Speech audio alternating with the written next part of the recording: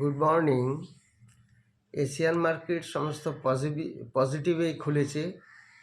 কসপি, Hang Seng, Nikki সমস্ত Asian market positive আছে, কিন্তু আমেরিকান মার্কেট এবং ইউরোপিয়ান মার্কেট মিক্সড আছে। একটি কোম্পানি একটা ভালো মেমোরেন্ডাম অফ আন্ডারস্ট্যান্ডিং এসেছে, that is Lloyds engineering, LOYDS, Lloyds engineering একটা এমওইউ করেছে কার সাথে?